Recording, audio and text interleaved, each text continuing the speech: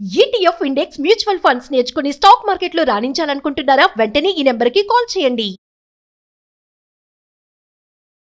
నమస్కారం. ప్రజ్వల్ రేవన్న కర్ణాటకకు చెందిన మాజీ ఎంపీ. ఆయన మీద అనేక ఆరోపణలతో కోర్టులో ఆయన పైన రేప్ కేసు నిర్ధారణ చేయడం జరిగింది. ఇంకా శిక్షకు అతను అర్హుడే అని కోర్టు కూడా నిర్ధారించింది. ఒక్కసారిగా అందరూ కూడా ఎప్పుడైతే ప్రజ్వల్ రేవన్న రేప్ కేసులో నిందితుడు అని తెలియగానే వారి కుటుంబంలో కూడా చాలా నష్టపోయినట్టే. ఎందుకంటే వాళ్ళంతా కూడా రాజకీయంగా ఎదుగుతున్న ఫ్యామిలీ అన్నట్టు.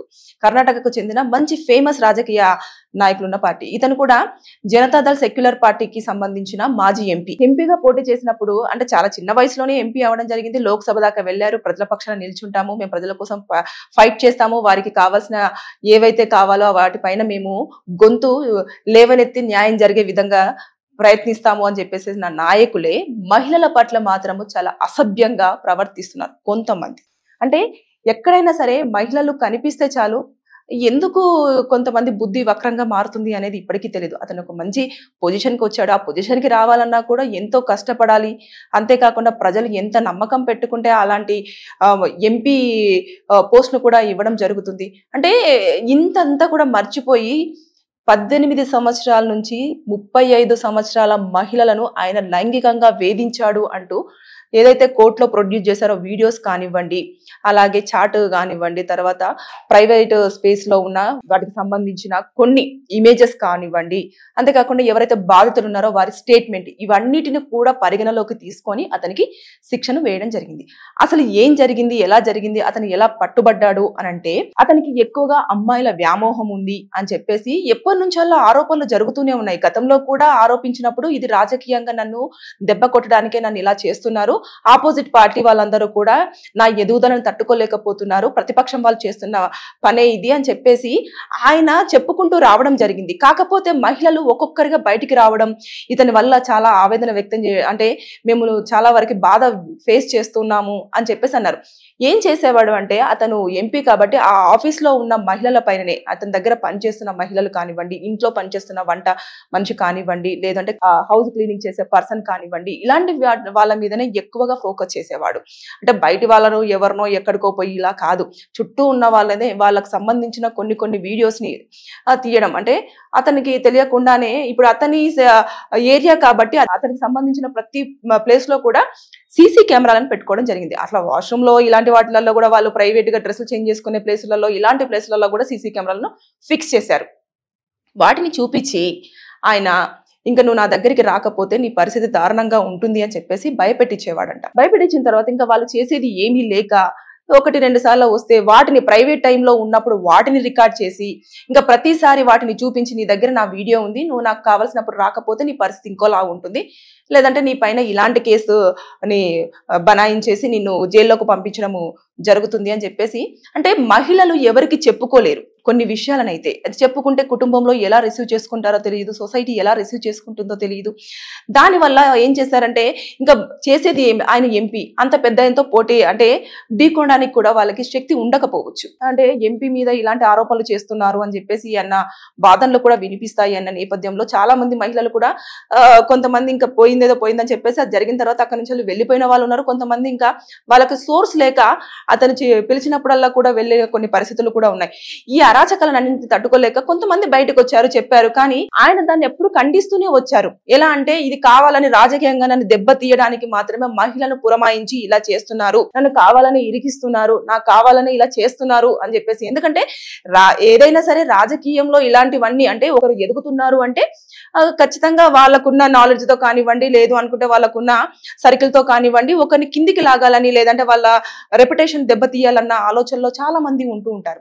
ఈ నేపథ్యంలో జరిగిందే ఇలాంటిది అని చెప్పేసి చాలా మంది కొంచెము దాన్ని ఎంక్వైరీ చేస్తూ రావడము, లేదు అనుకుంటే ఇలా చేయడము అలా అయిపోయింది. కాకపోతే అతను ఎక్కడ దొరికిపోయాడు అనంటే ఎవరైతే ఒక మహిళ వాళ్ళ ఇంట్లో పనిచేస్తుందో ఆవిడ మీద చాలా దారుణంగా అఘాయిత్యానికి పాల్పడ్డాడు. తను ఒంటరిగా ఉన్నప్పుడు ఇంటిలోకి వెళ్ళి మొత్తం డోర్లు వేసేసి ఆమె మీద చాలా బలవంతంగా బలాత్కారం చేశాడు. ఆ రోజు ఆవిడ ఏదైతే శారీ వేసుకుందో ఆ శారీని ఆ రోజు ఆవిడ తీసుకొచ్చి దాచిపెట్టింది. దాన్ని ఉతకడం కానివ్వండి ఇలాంటివి ఏమీ చేయలేదు. వీడు చాలా రాక్షసుడు అంటే ఇంకా నేను ఆ పదాన్ని కూడా నేను వాడాలనుకోవట్లేదు. ఎందుకంటే రావణాసురుడు సీతాదేవికి పర్మిషన్ లేకుండా చిటికనే వేలు కూడా తాకలేదని మన పురాణాలు చెప్తూ ఉన్నాయి. అంటే అమ్మాయికి ఇష్టం లేకుండా ఏది చేసినా కూడా అది వేస్ట్, లేదంటే శిక్ష అర్హుడే అని చెప్పేసి అప్పటి కాలం నుంచి తెలిసిన వారికి ఇప్పుడు ఎందుకు అర్థం కావట్లేదో తెలియట్లేదు. అయితే ఇప్పుడు ఏమైందంటే ఆవిడ తీసుకొచ్చిన శారీని అలాగే భద్రంగా దాచిపెట్టేసి వెళ్ళి చాలా మంది మహిళలు బయటకు వచ్చారు. అంటే ఇంకా ఎప్పుడు పడితే అప్పుడు ఆ వీడియోలను చూపించాలి, నేను అనుభవిస్తాను అంటే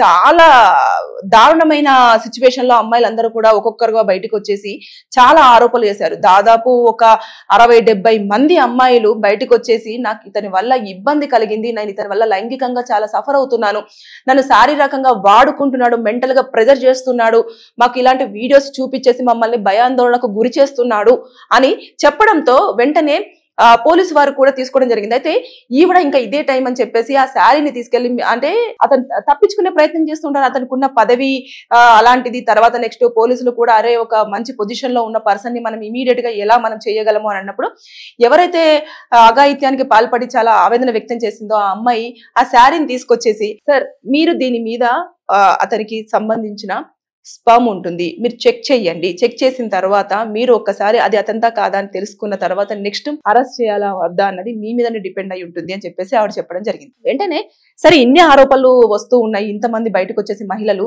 ఇంత చెప్తున్నారు కదా, ఒకసారి ఇది చేద్దామని చెప్పేసి దొరికిపోయాడు. అంటే ఎప్పుడైనా సరే దొంగ దొరకడు అని చెప్పేసి తప్పులు చేస్తూ ఉంటారు, కానీ ఏదో ఒక టైంలో ఏదో ఒక రూపాన ఖచ్చితంగా పోలీసులకు దొరుకుతారు, వారి మీద కంపల్సరిగా కేసులు ఫైల్ అవుతాయి. ఏదైతే ఈ ప్రజ్వల్ రేవన్న పైన కూడా రేప్ కేసు ఫైల్ చేశారు, ఐపీసీ సెక్షన్ 375.